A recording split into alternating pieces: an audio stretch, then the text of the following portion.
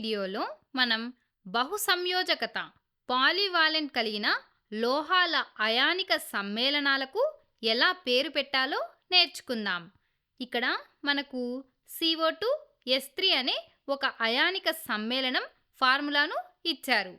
ఇప్పుడు మనం ఈ సమ్మేళనానికి సరైన పేరుని పెట్టాలి. సో ఒకసారి ఈ ఫార్ములాను చూడండి.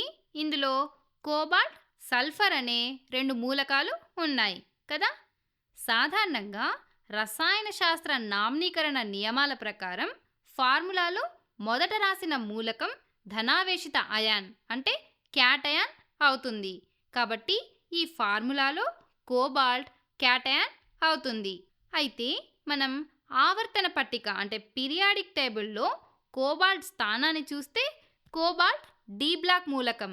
సాధారణంగా డి బ్లాక్ మూలకాల అయాన్ల ఆవేశాలు ఎప్పుడూ ఒకేలా స్థిరంగా ఉండవు.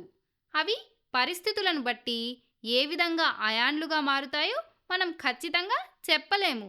కాబట్టి ఇక్కడ కోబాల్ట్ అనేది ఒక క్యాటయాన్ అని మనకు తెలిసినప్పటికీ అందులో ఉన్న ఒక్కో కోబాల్ట్ అయాన్పై ఎంత ఆవేశం ఉంటుందనే విషయం మనకు ఖచ్చితంగా తెలియదు.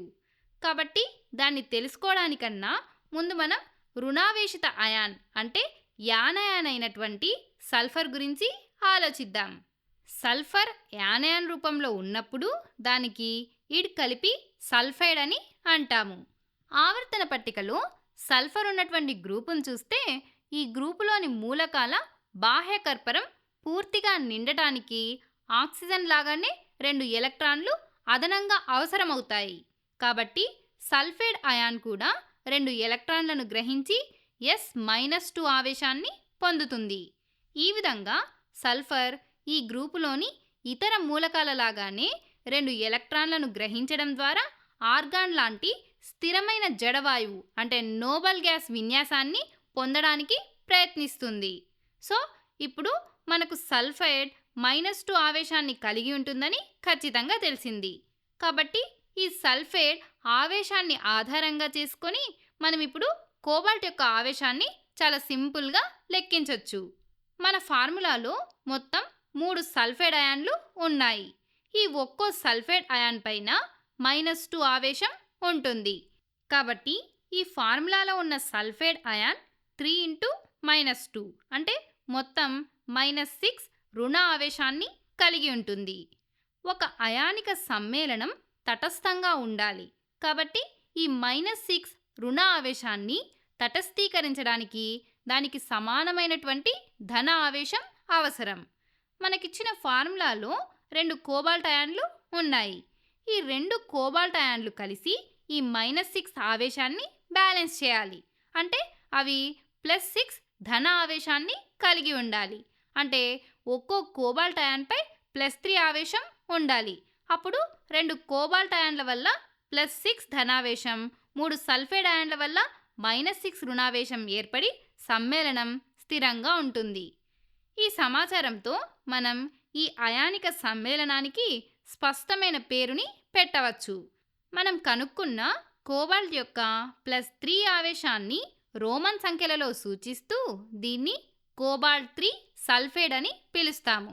అదేవిధంగా మనం పేరుని రాసేటప్పుడు కోబాల్ట్ పక్కన బ్రాకెట్లో 3 అని రోమన్ సంఖ్యను రాస్తాము. అయితే మనం ఇంతకు ముందు చూసిన ఇతర అయానిక సమ్మేళనాలకు పేరు పెట్టేటప్పుడు క్యాటయాన్ ఆవేశాన్ని ఇలా రోమన్ సంఖ్యలో ఎందుకు రాయలేదు అని మీకు డౌట్ రావచ్చు. ఇలా రాయడానికి గల ముఖ్యమైన కారణం కోబాల్ట్ ఒక బహుసంయోజక మూలకం, పాలీవాలెంట్ మూలకం. అంటే అది కేవలం ఒకే ఆవేశానికి పరిమితం కాకుండా ఒకటి కంటే ఎక్కువ రకాల ఆవేశాలను ప్రదర్శిస్తుంది.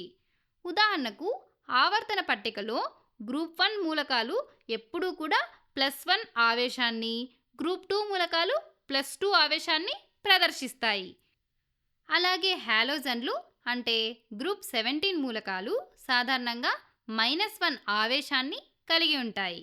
కానీ ఆవర్తన పట్టికలో డి బ్లాక్లో ఉండే ఈ లోహాలు అంటే ఈ ట్రాన్సిషన్ మెటల్స్ బహు సంయోజకతను ప్రదర్శిస్తూ వివిధ రకాలుగా అయాన్లుగా మారుతాయి. అందుకే ఇచ్చిన సమ్మేళనంలో కోబాల్ట్ ఆవేశం ఎంతో ఖచ్చితంగా లెక్కించి దాన్ని కోబాల్ట్ 3 సల్ఫైడ్ అనే పేరులో రోమన్ సంఖ్యతో స్పష్టంగా రాస్తాము.